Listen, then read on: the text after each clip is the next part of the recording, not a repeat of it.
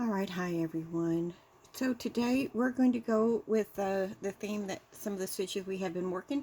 We did the blossom, we did the rope, and this is just a slight variation of the rope.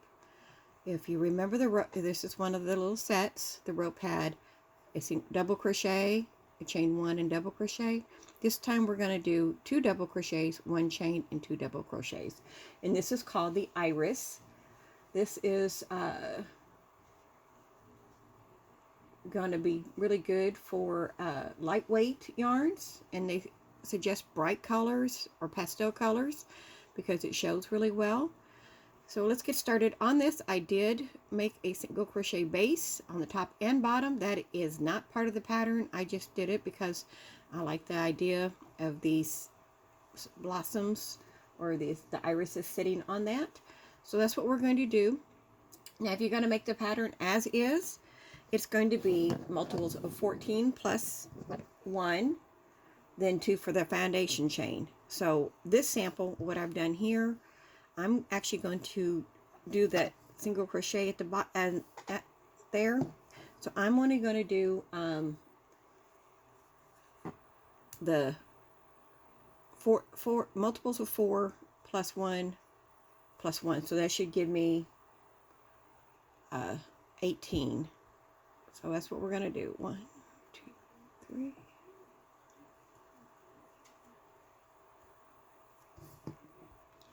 Okay, so I'm just starting the double crochets, but if you want to ask how I alter it, sometimes it's just trial and error. I will try to gauge the difference in what stitches are needed to be done and make my foundation row to work with that, where the first row is going to be the same amount of stitches as I need without that. You know, this one calls for like the turn chain to count as a double crochet, and since I'm doing a foundation row, that changes. And sometimes my math doesn't math out right, and I'll do it, and then I'll come up with either one short of a stitch or too many stitches. Now, one short, a lot of times I can fix that. I can add like a space or an extra stitch at the end, but if I have like 2 or 3, earlier I had like 2 stitches too many in my base. So that one I will pull and redo because I don't want that big of a gap. I can close up a small gap, but I don't usually, especially in the foundation, because I don't want it to be wonky. So sometimes you can get it started. So what we're going to do, I'm going to chain 1. Now here you would chain 3, but I'm just going to go ahead and go put my double crochet at the end. And then you're going to skip 1, and then we're going to start our little set. And our sets are 2 double crochets,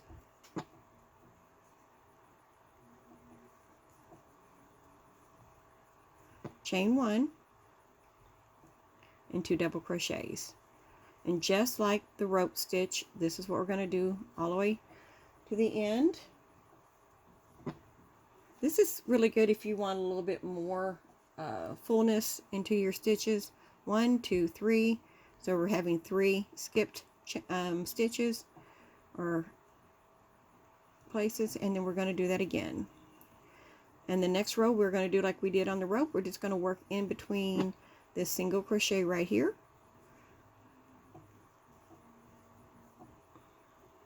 But as I said, it kind of, if you want just maybe a little bit fuller look, 1, 2, 3. This would be a nice one. It's funny, this is a Dollar Tree yarn and I like it, but the solid colors that I have bought from them, I'm not a fan of. The speckled yarn I am. So I enjoy that. Okay, so then we're going to do 1, 2, 3. We're going to do our little set. Whoops, come back here. Well, maybe I'm going to do my set.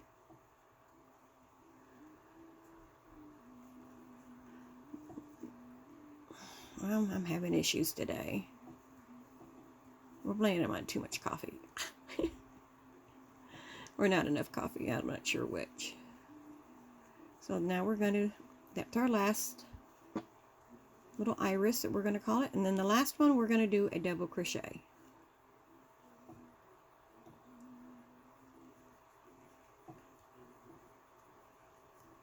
So we're going to do our chain 1, and we're going to turn. And then we're going to do our double crochet in our first stitch. And then we're going to go into that single crochet between our double crochets and make our next little iris stitch.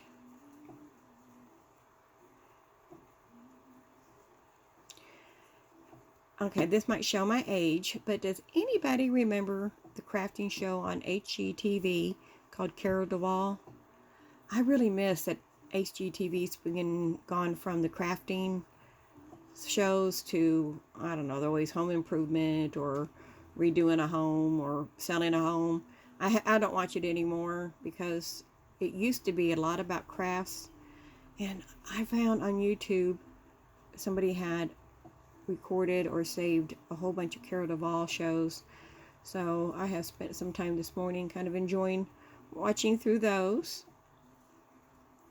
No, not all of them are the crafting ones. Some of them are you know, highlighting other crafters, which was, I always thought was neat. And but anyway, it's kind of fun going back down memory lane. I always loved it. You know, I've done several of her crafts over time, but I was just curious if anybody else remembered her. So I'm going to turn a little bit. My little V-stitch kind of goes to the back, and we're going to end with a double crochet. So we're going to chain 1 and start with I'm going to start with my double crochet. If you don't like this method, use the method you like, either chain 3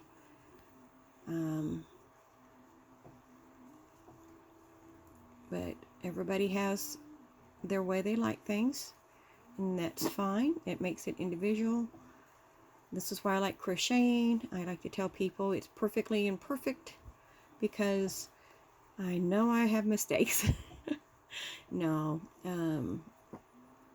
we're all human. We do something and it might have just a little bit of a, you know, something didn't work out, and we can fix it. We make it individualized.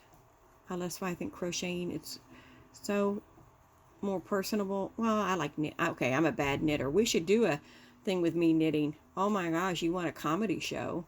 It's horrible. I have knitting needles. I learned when I was the same age as I learned to crochet. I learned to knit, and I just was never something I could hang on to.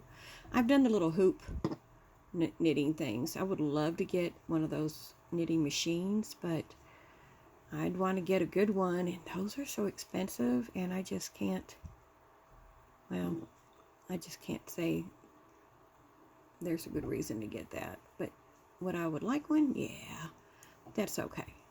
There's a lot of things in life I'd like, but it doesn't mean it's a good idea.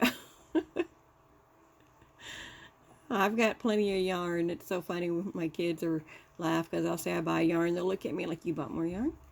But I said, everybody has their hobby. Everybody has their thing. And mine is my yarn.